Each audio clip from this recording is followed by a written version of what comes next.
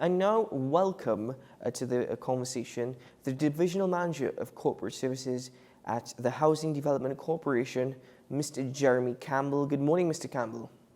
Good morning, good morning. Thanks for having me. Well, thank you for joining me. Mr. Campbell, you're here to speak about a new education campaign that's been launched by the HDC with regards to illegal occupancy. Now, the slogan is not yours. Let's start there behind the choice of the slogan and precisely the effect that you hope it has as part of this education campaign.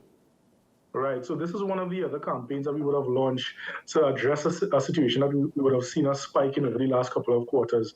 We are seeing a rise in persons who are, one, moving into our properties illegally, but there are also persons who are subletting units illegally to persons. So what we are trying to drive home in this campaign is that, one, you need to come to the HDC, you need to follow certain guidelines, protocols based on the cabinet-approved policy of being allocated a home. If you have not done so, that house that you're occupying or trying to occupy is not yours. So this is just another campaign in which we are trying to educate the public so that they understand the do's and don'ts of home ownership.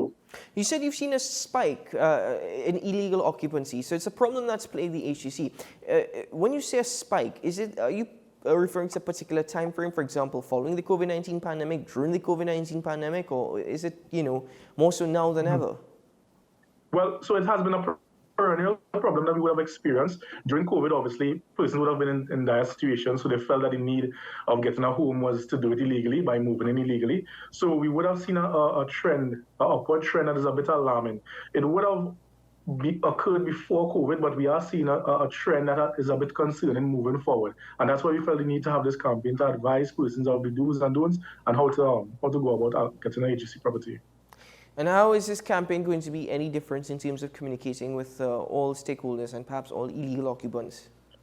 So normally what we do, we have a verification survey that the HDC does in the back end, because this is something that happens periodically. We always go to our sites to do verifications to determine who the occupants are. We have campaigns that we normally run in the background, but we felt the need to have a very foregoing campaign this time around, where this will basically supplement what customers will be seeing on site. They will be seeing our social and our security officers coming on site to verify that John Doe is the occupant of the property, which is something that we always do. But we wanted to ensure that persons know that we are coming, we are looking at the situation, and it's also illegal to occupy an HDC property. There's a trespassing act that clearly says if you break into a unit that is not yours, an HDC property or not, you are either liable to a $100,000 fine or 15 years imprisonment. So it's something that we want to ensure that the public understands. You can't just move into an HDC property. You can't move into any property that is not yours. But this is something that we want to do just to educate the public so that they know that we are coming, that we are looking, and it's a problem that we want to address. How does illegal occupancy affect the corporation stakeholders? So there's various things that occur, which is a good question. So when someone occupies a unit illegally, there's two scenarios. One, a unit that is now constructed, newly built, someone moves in illegally. What that does, one, it affects the person who has been legally allocated that property. They are now out of a home. They can't move in because obviously we have to now remove that person that is illegally in the property.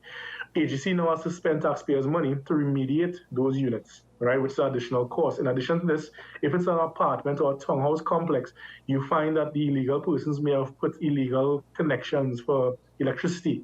What that does, it compromises not only that particular unit, but the neighbors as well. The entire building now needs to be re-inspected. That entire building could be engulfed in flames because the connection was done illegally. So there are a lot of challenges that occur once somebody moves in illegally to a property. It affects not just the person who has been waiting for a home, but the persons who are actually living in the community could be affected. Now, if this verification process of which you highlighted previously is constantly ongoing, how is it that this spike in illegal occupancy has occurred or been allowed to occur? So it's not a situation that was allowed to occur. Although we are very prevalent in our sites, HDC can't be everywhere at once. So construction is something that is it's a cyclical phenomenon. So once a unit is being built, obviously we have contractors on site, we have security on site. But over the course of the night, someone can basically move in illegally. Right. In addition to that, there's a subletting issue where HDC would have allocated your property, and for whatever reason, you would have given it to your niece or your nephew to live in that property. That person is illegal. Now, you may not think it's illegal because it's a family member of yours, but that person hasn't been allocated that house by the HDC. So when our verification team comes about, we will see that person as being not the person that was registered, but it's an illegal occupant. And that means that we now have to trigger our machinery to get that person out of the unit. But because construction is cyclical and we can't be everywhere at once, persons can move into a property illegally at night, and then we have to now remove that person. So it's a situation where we want to educate the public to cease and desist from this behavior, because there's a $100,000 fine and there's a 15-year imprisonment that comes with that type of action. In fact, have any of these fines actually been issued with regards to illegal occupancy? So the HDC has been working with the TTPS. It is something that we are working very closely with them on. I can't speak to the fact if they have executed any particular arrest as yet, but it's something that has been ongoing for quite a number of years. So I'm not sure exactly as to the statistics, but it is something that we would have arrested persons for over the course of the years. Has the culture of, I suppose, how society is now, has the culture that HDC has gifted me this house, that I'm owed this house, has that also been part of the problem as it relates to illegal occupancy? Yeah, there's a cultural change that needs to occur. What we have done, we basically would have had 3 campaigns over the last couple of months. We would have had the relaunch of HAFS, which is the database that you would have applied for when you want to get an HDC house. That gives you a reference number and that kind of thing. And then in January, we had the More Ways to Pay campaign, where we show persons, once you get a house, you need to now pay for the house. And now we are basically doing this illegal campaign to show that you can't just move in a property illegally. So what we have been doing is using educational campaigns to allow us to educate the public, to change the culture that an HDC house is free, that when you get it, you don't have to pay for it. So we know that this is a process, not an event. It will take time, but we are putting systems in place to ensure that these situations are remediated. But who is responsible for creating this culture in the first place? Is it just the mindset of those who are applying to HDC? Or rather, is that HDC has not been fully committed to even their own principles? I won't say that it's a blame game, really. I would say that it's a situation where the government is in the business of providing low and affordable, safe housing to the public, and that's what we are trying to do. For whatever reason, persons believe that low and affordable housing are free, but this is something that we are actually trying to curb. So we believe with these campaigns moving forward, we would be able to address that cultural change. Would you say that some were actually allowed to ignore their obligations towards the HDC? I wouldn't say they were allowed. Persons who are, for example, in arrears are written. Persons who fail to comply and complete their mortgages are written by also TTMF, the bank, and those kind of things. What we are doing now is trying to make sure that we address the situation via educational campaigns so everybody knows what the do's and don'ts are, right? So that when other measures are put in place, the public will know, okay, HDC would have communicated effectively and we would have ensured that these steps are taken to assist the customers. But we are doing everything in the background and in the foreground to assist customers in changing this culture. The corporation is willing to take drastic action to ensure that all these issues are resolved, because if I'm not mistaken, around 55% of HDC homeowners are actually in arrears to the corporation. Is it that the corporation is actually willing to take drastic action? So I can't speak to the 55%. I don't have that figure in front of me. However, the action that we are taking obviously is going to be, I won't say drastic, but it's very proactive approaches. We are moving in a direction where we want persons to adhere to their financial obligations. We want them to pay for their property. We want them to finalize their mortgages in a time frame that is realistic and within the normal financial guidelines. So we are being more proactive in addressing these issues. And we believe that with these measures put in place, these strategies would work. That 55%, by the way, coming from Chairman Noel Garcia at the Oasis Gardens opening. You know, I understand everything that you said thus far. This campaign, I agree with. It's just how we've got about establishing this campaign. But in some instances, for example, there are families who have suggested that they have been in contact with HDC to try and become legal occupiers, but there's been no communication back. Is that also an issue, the communication between HDC and occupants? And by extension, that goes back to the question, how is this campaign going to lead to different effective communication? Right, so we would have, so there's 2 things happening at the same time. Persons who are illegally occupying a unit, we advise them to come to the corporation, advise them to come and tell us exactly what the situation is. What we have found is that persons are fearful that if they come and tell us that something will happen or we will throw them out or something will happen to them. That's not the case. we are doing this campaign so that customers feel comfortable and welcome to come to the HDC. If you are in a unit where you would have been subletting from a friend, family, someone, that property is not yours. We are advising that you come to us, you advise us so that we could put the necessary legal steps in place to retrieve the unit and see how we can assist you if possible. Persons who are illegally moving to the properties, they as well, this campaign is a way to ensure that they understand that there's ramifications. You are moving in illegally into a property and you're putting yourself at risk, because once the TTPS comes there and they see that this person is not a HDC tenant, you are now liable to a $100,000 fine and 15 years imprisonment, similar to the persons who are subletting the unit. So it's not a situation of communication. I think that the customers, they need to come to us, and that's what this campaign is about. Come to us so we can have a conversation with you. Once you come to us, we can then see how best we can assist you. Now, sometimes the HDC is not the only avenue that you can go to address your situation. A home may not be the solution. There may be other social campaigns or social initiatives from other ministries that may be able to better align to what the customer needs. But by them coming to us, it allows us to have those conversations. Mr. Campbell, by no way am I advocating for any illegal occupancy, and I'm not in any way. In fact, I'm against anything illegal. I think we all need to follow the laws. But one of the things that obviously ticks in my mind, I'm looking at a release on April 11th, 2023, from the HDC, and it says the HDC recognizes that some of these illegal occupants may have fallen on hard times and resorted to illegally occupying the premises. One of the families referenced that they've actually applied for government housing for over 14 years. Given this understanding that the HDC says, okay, we understand that you've fallen on hard times, we don't want to be completely heartless, but 14 years waiting for housing, how do we go about trying to resolve that issue? Well, I mean, we need to be pragmatic as well, and we need to be realistic.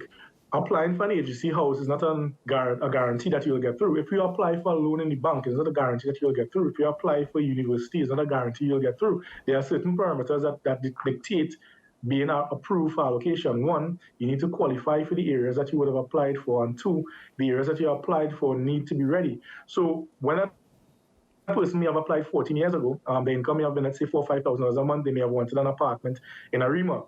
Currently, we don't have any apartments in that particular area, so obviously the time frame of their waiting will all depend on what they would qualify for and the areas that they would want.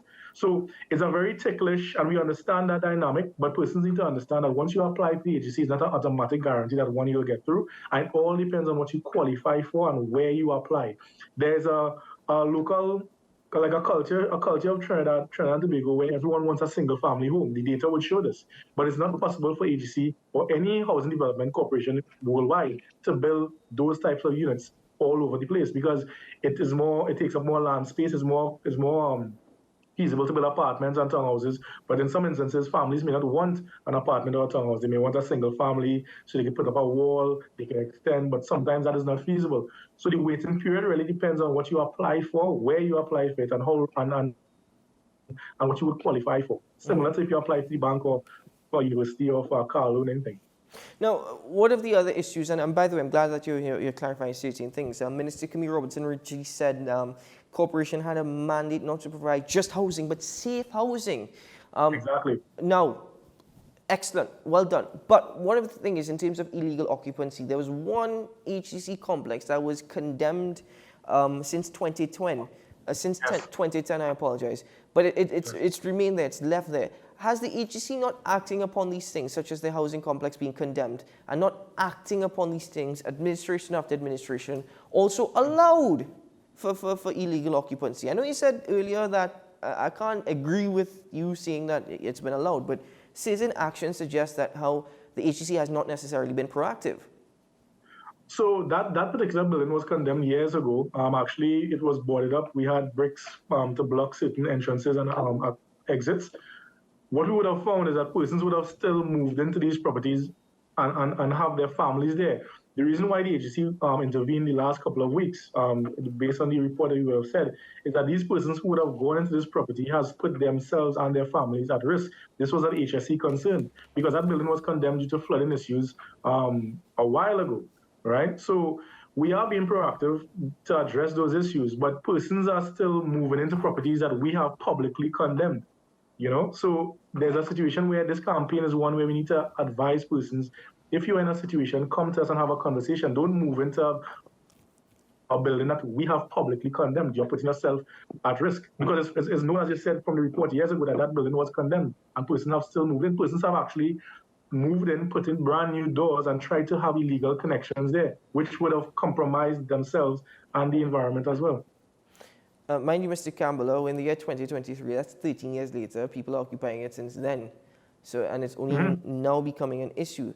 So this particular campaign, has it already been launched, this ongoing education awareness campaign? It has been launched. It was launched last month. We would have had numerous interviews like this. Thank you for having us again to advise persons as to what you should do and what you shouldn't do. It's an ongoing campaign. Like I said, we have a very robust social and security team that will be going out there to do verification surveys.